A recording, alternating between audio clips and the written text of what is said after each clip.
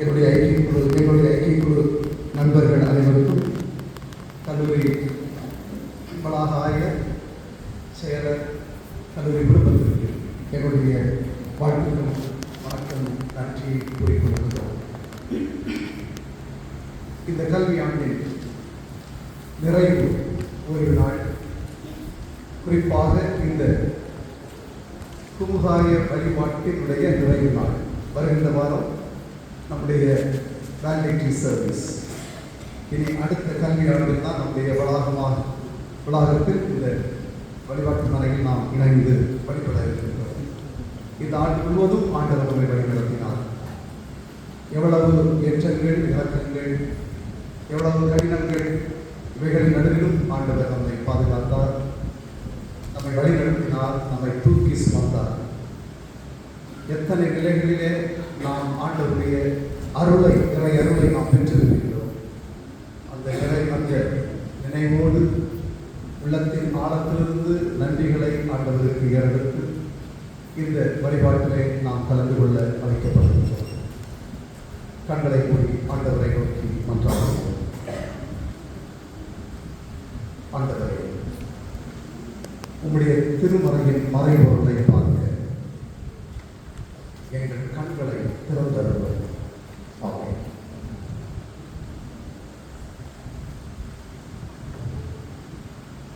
அமெரிக்காவை சார்ந்த ஒரு மெதடிஸ்ட் திருச்சபை நாயகர், கருப்பு இறையியலாளர் என்று அழைக்கப்பெற்ற ஜேம்ஸ் கோல்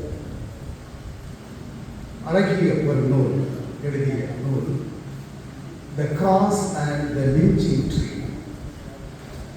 லிஞ்சிங் ட்ரீ என்று சொன்னால் அது ஒரு கொலை மரம், தூக்கு மரம்.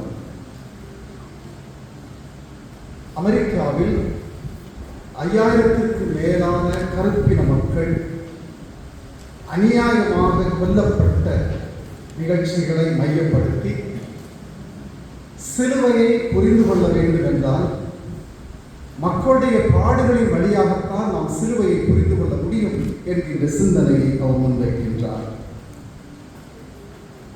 லிஞ்சிங் ட்ரீ, கொலை மரம் என்பது ஒரு கொலை கருவியாக, அநீதியின் உச்சமாக கருதப்பெற்ற ஒன்று.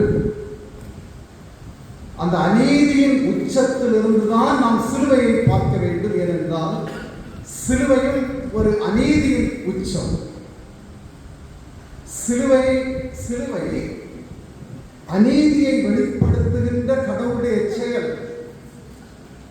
எனவே சிலுவையை புரிந்து கொள்ள, மக்களின் பாடுகளை புரிந்து கொள்ள வேண்டும் என்று சொல்லுகின்றார்.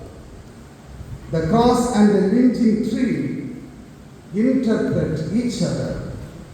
சிலுவையும் கொலை மரமும் ஒன்றை ஒன்று விளக்குகிறது என்று சொல்லுகின்றார். The lynching tree, கொலை மரம் என்பது ஒரு ஆதிக்க சமுதாயத்தால் புறக்கணிக்கப்படுதல்,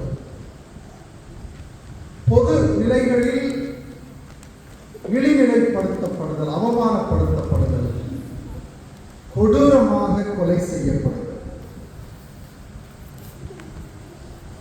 எனவே இயேசுவும் இதை போன்றுதான் சிலுவையில் அதிகாரத்தால் புறக்கணிக்கப்பட்டவராக, பொது இடத்தில் அவமானப்படுத்தப்பட்டவராக, கொடூரமாக கொலை செய்யப்பட்டார்.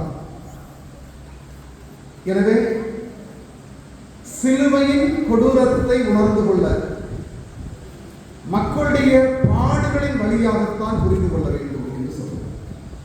அப்படி என்றால் இன்றைய சிந்தனைக்காக கொடுக்கப்பட்ட பொருள் சிலுவை இறை அருளின் வெளிப்பாடு, அருளின் வெளிப்பாடு, the manifest cross, the manifestation of grace. கொடூர சிலுவையில் என்ன அருள் இருக்கிறது? Where do we find grace on the cross? Or how do we understand cross as the manifestation of grace? இறை அருளின் வெளிப்பாடு என்று சிலுவையை நாம் எவ்வாறு புரிந்து கொள்ள முடிகிறது? இன்று அருள் எப்படி புரிந்து கொள்ளப்படுகிறது? முதலாவது அதை சிந்தித்து பார்க்கும்போது உண்மையாகவே சிலுவை தருகின்ற அந்த அருளின் வெளிப்பாட்டை நாம் புரிந்து கொள்ள முடிகின்றது. அருள் எவ்வாறு இன்று புரிந்து கொள்ளப்படுகிறது? Grace is reduced to cheap grace.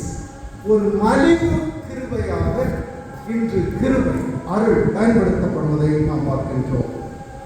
மலிவு அருள் என்பது ஒரு ஈஸி ஃபர்கிவ்னஸ், மனமாற்றம் இல்லாமல் மன்னிப்பு கொடுப்பது, நோ அக்கவுண்டபிலிட்டி, ஒரு பொறுப்பாண்மையற்றது மலிவு கிருபை.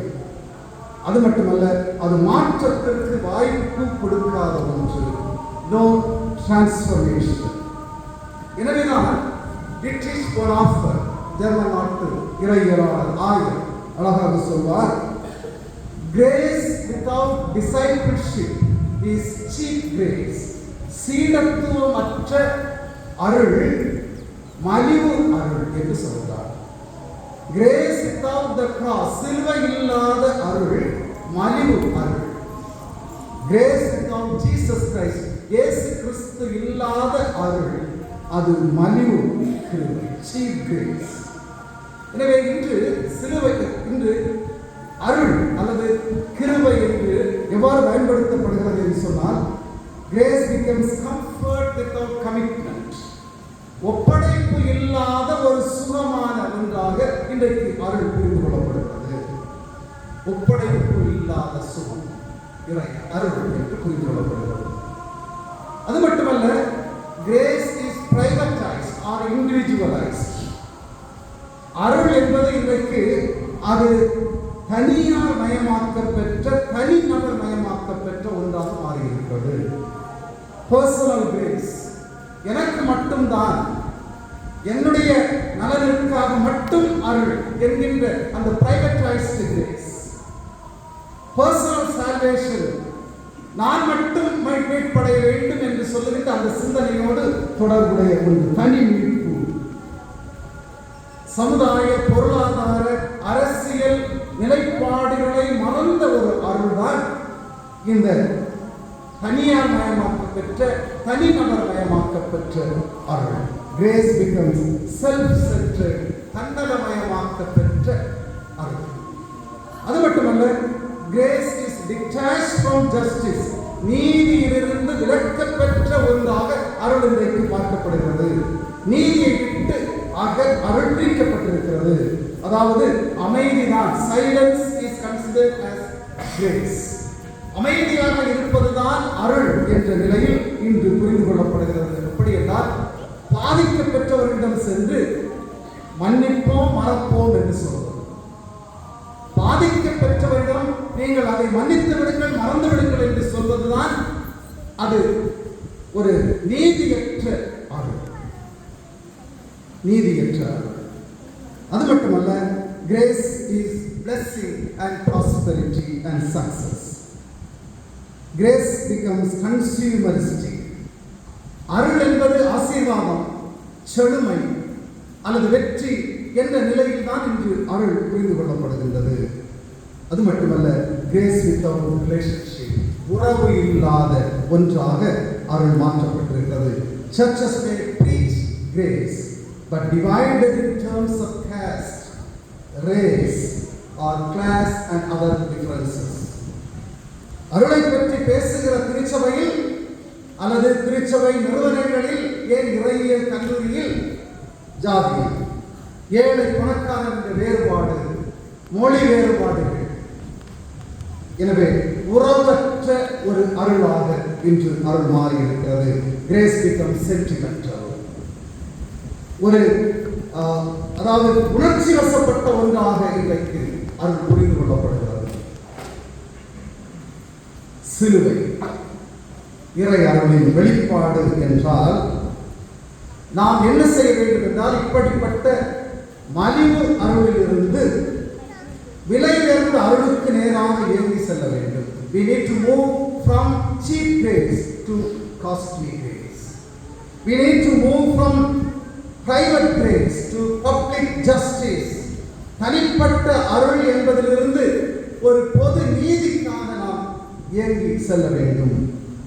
We need to we need to move from preached grace, அருளுரையாக்கப்பட்ட அருளிலிருந்து செயல் வடிவமாக்கப்பெற்ற அருளுக்கு நேராக நாம் திரும்பி செல்ல வேண்டும். எனவே இன்று cross is misunderstood, misused and even weaponized. சிலுவை என்பது இன்று தவறாக புரிந்து கொள்ளப்படுகிறது, தவறாக பயன்படுத்தப்படுகிறது. அது ஆயுதமாக்க பெற்ற ஒன்றாக மாறிவிட்டது. வரலாற்றில் தெரியும் சிலுவை எப்படி ஆயுதமாக்க பெற்ற ஒன்று. ஒரு ஆயுதமாக இன்றைக்கு சிலுவையை நாம் பயன்படுத்திக் கொண்டிருக்கிறோம். எனவே அப்படிப்பட்ட சிந்தனைகளுக்கு நேராக நான் செல்ல விரும்பவில்லை. நமக்கு தெரியும் எப்படி சிலுவை இன்றைக்கு ஒரு ஆயுதமாக மாற்றப்பட்டிருக்கிறது.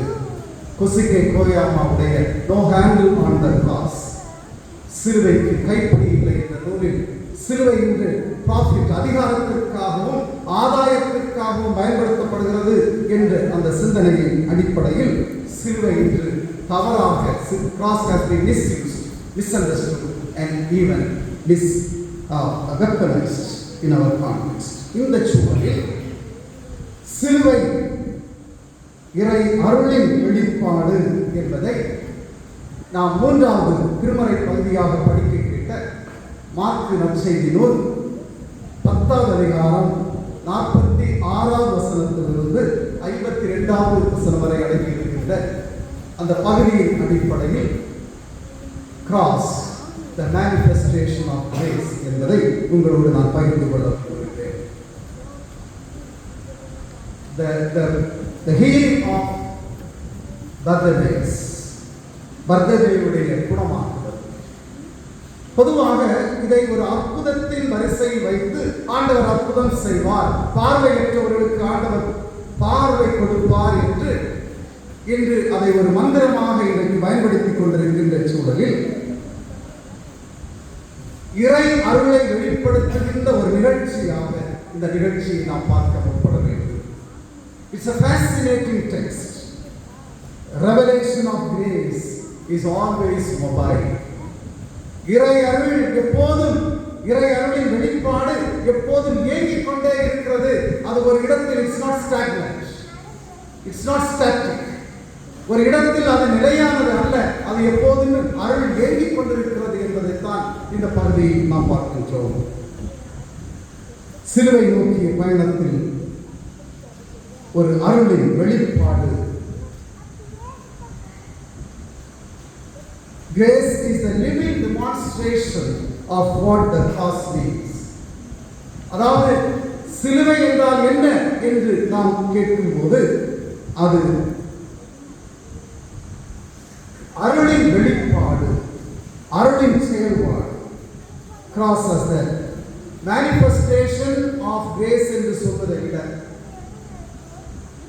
the cross is the disruptive manifestation of grace என்று சொல்வது பொருத்தமானது.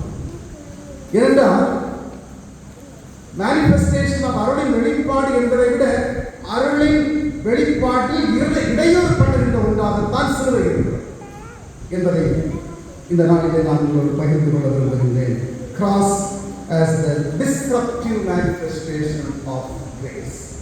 சிலுவை கிருபையின் சீர்குலைக்கும் வெளிப்பாடு. 3 குறிப்புகளை இந்த பகுதியின் அடிப்படையில் நான் பகிர்ந்து கொள்ள விரும்புகிறேன். முதலாவது, எவ்வாறு சிலுவை அருளை வெளிப்படுத்துகிறது. ஒன்று, டீசென்டரிங் பவர். சிலுவை அருளை அதிகார மையத்திலிருந்து ஓரத்திற்கு எடுத்து செல்கிறது. சிலுவை அருளை அதிகார மையத்திலிருந்து ஓரத்திற்கு எடுத்து செல்கிறது. Cross takes grace to the margins. Bartimaeus உடல் அளவில் மட்டுமல்ல, பார்வையற்றவராக மட்டுமல்ல, சமுதாயத்தாலும் புறக்கணிக்க பெற்றவராக அவர் இருக்கின்றார்.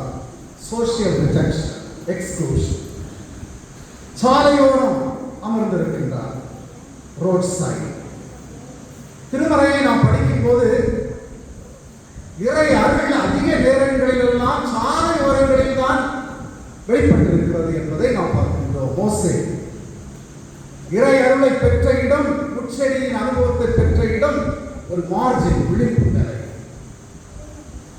பிலேயாம் சந்திக்க பெற்ற இடம் சாலை ஓரம். சவுல் கடவுளால் சந்திக்க பெற்ற இடம் சாலை ஓரம்.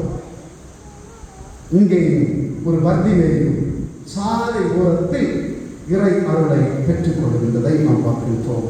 எனவே road sides are the locations of experiencing the divine grace. இறை அருளை பெற்றுக் கொள்வது சாலை ஓரங்களில் தான் ஆண்டவர் இறை அருளை வெளிப்படுத்துகின்ற இடங்கள் என்பதை நாம் பார்க்கின்றோம். ஒரு கூட்டம் இயேசுவை பின்தொடர்ந்து செல்கிறது. ஆனால் இந்த மனிதன் சத்தமிடுகின்றான். அந்த சத்தத்தை அடக்குவதற்காக முற்படுகிறார்கள். Silencing the voice. ஒரு குரலை ஒடுக்குவதற்கான ஒரு கூட்டம், இயேசுவை பின்தொடர்கிறோம் என்று சொல்லுகின்ற கூட்டமே ஒரு மனிதனுடைய குரலை அடக்க முற்படுகின்றது. ஆதிக்க குரல் ஒரு ஒடுக்கப்பட்ட வர்திமேயுடைய குரலை அது ஒடுக்க நினைக்கின்றது. ஆனால் சாலையோரத்தில் இருந்த வர்திமேயு தாவீதின் மகனே என்று இயேசுவை அழைக்கின்றார். பார்க்க முடியாதவன் தாவீதின் மகனே என்று அழைக்கின்றார். ஆனால் பார்க்க முடிந்தவர்கள் ஆன்மீக குருடர்களாக இங்கே இருக்கிறார்கள். இயேசுவை தான் பின்தொடர்கிறார்கள். ஆனால் பார்க்க முடியாத ஒருவர் தாவீதின் மகனே என்று அவர் அழைக்கின்றார். ஆனால் பார்க்க முடிந்தவர்கள் ஒரு ஆன்மீக குருடர்களாக இருக்கிறார்கள். மைக்கேல் ஃபோக்கல் என்பவர் அழகாக சொல்வார், power operates through controlling Bartimaeus resisted the control. அதாவது அதிகாரம் அவரை அடக்க முற்படுகின்றது. ஆனால் அந்த அடக்கும் முறையை பர்திமேயஸ் தடுக்கின்றார் என்பதை சொல்கின்றார். அவருடைய சத்தம் குரலை ஒடுக்கும் அமைப்புக்கு எதிரானதாக மாறுகின்றது. Grace is not passive. அதாவது அருள் என்பது நாம் பெற்றுக்கொள்கின்ற ஒன்று அல்ல. It's not passive. அது அதிகாரத்தை எதிர்க்கின்ற ஆற்றல். It is the power of resistance. சிலுவை ஒடுக்கப்பட்டவர்களின் பக்கம் நிற்கிறது என்பதை இந்த பகுதியை நமக்கு காட்டுகின்றது. Cross stands with the oppressed. சாலை ஓரங்களில் இறையர் வெளிப்படுகின்றது. ஜோர்கன் மோல்ட்மேன் அழகாக சொல்வார், the cross is not and cannot be loved as suffering, but only as the expression of God's suffering for God's love for the suffering. அதாவது சிலுவை துன்பம் பாடு என்று நாம் நினைக்க கூடாது. துன்புறும் மக்களிடம் கடவுளின் அன்பு, அதுதான் சிலுவை என்பதை நாம் புரிந்து கொள்ள வேண்டும் என்று சொல்கிறார். நமக்கு வருகின்ற துன்பங்கள் எல்லாம் சிலுவை அல்ல. துன்புறும் மக்களிடம் கடவுள் அன்பாக இருக்கிறார் என்பதுதான் சிலுவை என்று மோல்ட்மேன் சொல்லுகின்றார். Cross is God entering into suffering on the roadside. சிலுவை என்பது பாடுபடுகின்ற மக்களின் வாழ்வில் கடவுள் ஈடுபடுகிறார், சாலை ஓரங்களில் அவர் ஈடுபடுகிறார் என்பதை காட்டுகின்றது. சிலுவை அருளை அதிகார மையத்திலிருந்து ஓரங்களுக்கு எடுத்து செல்கிறார். இரண்டாவது, deconstructing sight or vision. பார்வை என்பதை கட்டுடைப்பு செய்கிறது. சிலுவை பார்வை என்பதை கட்டுடைப்பு செய்கிறது. பார்வை அல்லது சைட், பார்ப்பது, காணுதல். பார்வை என்பதை கட்டுடைப்பு செய்கிறது. deconstructing vision. Derrida, Jacques Derrida என்று சொல்வார் என்றால், meaning is never fixed என்று சொல்வார். meaning is never fixed. அதாவது பார்வையற்றவர் பார்வையுடையவர் என்ற நிலைகள் நிலையானது அல்ல. it changes. பார்வையுடையவர் பார்வையற்றவர் என்ற நிலைப்பாடு அது நிலையானது அல்ல, it always changes என்று சொல்றார். அதாவது blindness becomes a sight of revelation. பார்வை இல்லாத ஒரு சூழல் ஒரு வெளிப்பாட்டின் இடமாக மாறுகிறது. இங்கே ஒரு முரண்பாட்டை நாம் பார்க்கின்றோம். பார்வையற்றவர் பார்வை அடைகிறார், ஆனால் பார்த்து கொண்டிருந்த சமுதாயம் குருடாக்கப்படுகிறது, பார்வை இழக்கப்படுகிறது. அருள் உலகம் நிராகரிக்கும் இடத்தில் தான் செயல்படுகிறது. Grace works through what the world rejects. உலகம் எங்கெல்லாம் நிராகரிக்கப்படுகிறதோ அங்கே கடவுளுடைய அருள் செயல்படுகிறது என்பதை இங்கே நாம் பார்க்கின்றோம். எனவேதான் வீக்னஸ், பலவீனம் என்பது பலமாக மாறுகிறது, மரணம் என்பது வாழ்வாக மாறுகிறது, அவமானம் என்பது அது மாட்சியாக மாறுகிறது. எனவே grace is not a concept. அருள் என்பது ஒரு கோட்பாடு அல்ல, அது ஒரு நிகழ்ச்சி என்பதை நாம் பார்க்கின்றோம். 49வது திருமொழியை படிக்கும் போது இந்த பர்திமேயு பக்கத்தில் வந்து இயேசு நிற்கிறார். Jesus stops. இது இந்த கதையில் ஒரு பெரிய இடையூறு. It makes a rupture in the story. எருசலேமுக்கு ஒரு பயணம் சென்று கொண்டிருக்கிறது, கூட்டமாக செல்கிறார்கள். ஆனால் அந்த அமைப்பை அது உடைக்கிறது. So this is a rupture in the flow of the story. எருசலேமுக்கு நார்மலாக சென்ற ஒரு பயணத்தில் இடையூறு. எனவே அருள் சிறிய இடையூறுகளை வெளிப்படுத்துகிறது. A small story, ஒரு லோக்கல் ஸ்டோரி தான் பர்திமேயுடைய ஸ்டோரி. ஆனால் Bartimaeus became the center of the story. ஒரு பெரிய பவனி கூட்டம் சென்று கொண்டிருக்கிறது, ஒரு சிறிய இடையூறு, இடையூறு, அந்த இடையூறு ஒரு பெரிய நிகழ்ச்சியாக மாற்றமடைகிறது. So Bartimaeus story was a little story that reveals the grace. பர்திமேயுடைய கதை சிறிய கதை, ஆனால் அருளின் ஆழத்தை வெளிப்படுத்துகிறது. Grace comes not in abstraction but in unexpected and disruptive moments. இடையூறு ஏற்படுகின்ற வேளைகளில் தான் அருள் வெளிப்படுகிறது என்பதை நாம் பார்க்கின்றோம். எனவே அருள் என்பது ஒரு கோட்பாடு அல்ல, it is an event of disruption where God breaks into human history. சிலுவை கோட்பாடு அல்ல, இடைமறிக்கும் நிகழ்ச்சி. கடவுள் மானுட வரலாற்றில் நுழைகிறார் என்கின்ற அந்த இடையூறை விளைவிக்கும் நிகழ்ச்சி தான் அருள். எனவே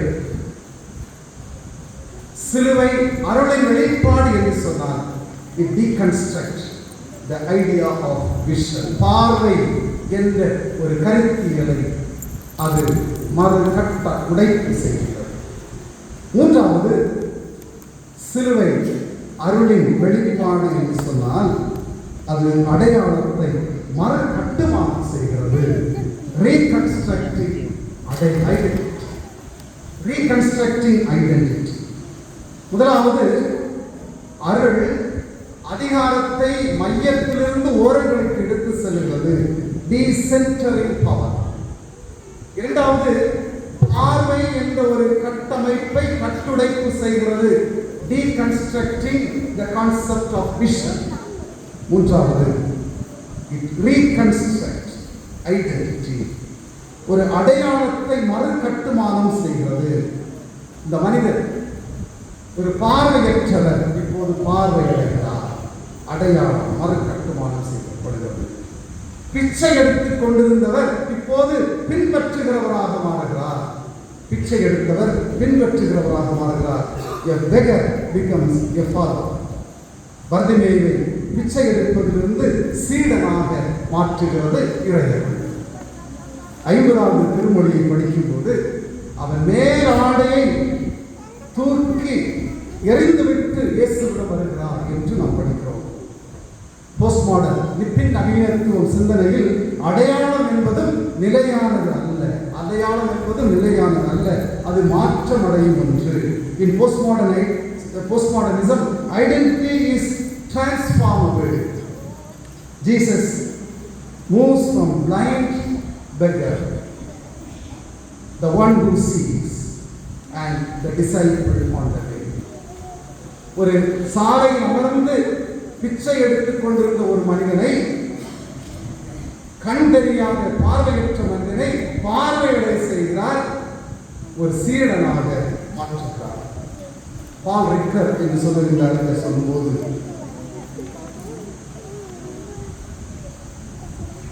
இறை சாயல் பர்திமேயு, இறை அருளால் பர்திமேயு தன்னுடைய அடையாளத்தை மறுவடிவமைக்கின்றார்.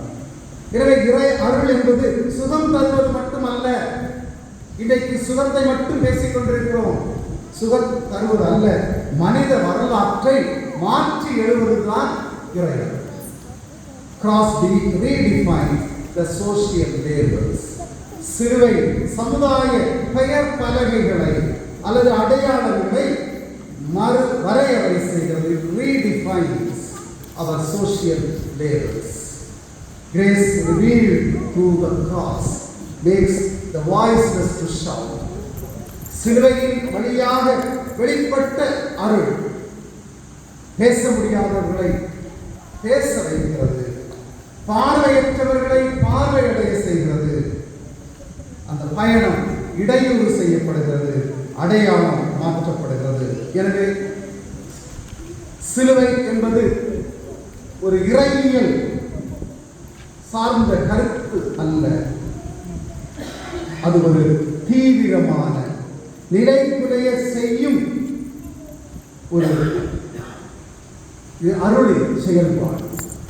சிலுவை என்பது அது ஒரு இறையியல் அல்ல, மாறாக it's a radical destabilizing act of grace. அந்த ஆற்றல் அதிகாரத்திற்கு அறைகூவல் விடுகிறது, விளிம்பு நிலையில் உள்ளவர்களை உயர்த்துகிறது, உறைந்த அர்த்தங்களை ஃபிக்ஸ்ட் மீனிங்ஸ் உறைந்த அர்த்தங்களை உடைக்கிறது, மனித வாழ்வு வரலாற்றை மீண்டும் எழுதுகிறது. இந்த மனிதன் கத்துவதை தவிர he had nothing else.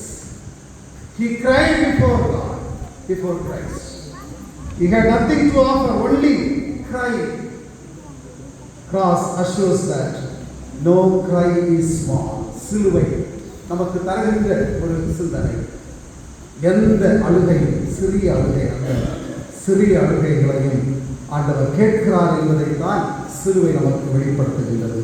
எந்த குரலும் சிறுமையானது அல்ல. Bartimaeus speaks very powerfully. ஒரு சிறிய அழுகைதான், அந்த அழுகை வழியாக அவர் மிக ஆற்றலாக அவர் பேசுகின்றார். Grace is not controlled by systems. இறை அருளை அமைப்புகளால் கட்டுப்படுத்த முடியாது. இறையருள் அதிகார மையங்களில் இல்லை, அது ஓரங்களில் தான் இருக்கிறது. இறையருள் ஓரங்களில் வெடிக்கிறது. Grace erupts at the margins. Where Christ stops, listens and transforms. ஓரங்களில் தான் ஆண்டவர் நிற்கிறார், அங்கேதான் அவர் கேட்கிறார். ஓரங்களில் தான் ஆண்டவர் மாற்றுருவாக்கம் செய்கிறார். டிட்ரிச் போனாஃபர் சொல்கிறார், Grace is not a thing, it is a living powerful presence of God. அருள் என்பது வாழும் ஆற்றல் மிகுந்த கடவுளின் உடல் இருத்தல் என்று சொல்கிறார். கடவுளின் உடல் இருத்தல் தான் அருள் என்று சொல்கிறார். N.T. Wright சொல்லும்போது, the cross is where the love of God meets the pain of the world and transforms it என்று சொல்கிறார். கடவுளின் அன்பும் உலகத்தின் வலியும் சந்திக்கும் இடம்தான் சிலுவை. கடவுளின் அன்பும் உலகத்தின் வலியும் சந்திக்கும் இடம், அதை மாற்றுருவாக்கம் செய்யும் இடம் சிலுவை என்று N.T. Wright சொல்கிறார். நிறைவாக கொசுக்கே கோயாமாவுடைய நூல் 3 miles an hour to God பார்த்திருப்பீர்கள் நினைக்கிறேன். 1 மணி நேரத்தில் 3 மைல்கள் என்ற நூல். அந்த நூலில் அவர் என்ன சொல்கிறார் என்றால், கடவுளின் தூசு படிந்த சாலைகளில் கடவுள் நடந்து செல்கிறார். God moves on the rusty roads.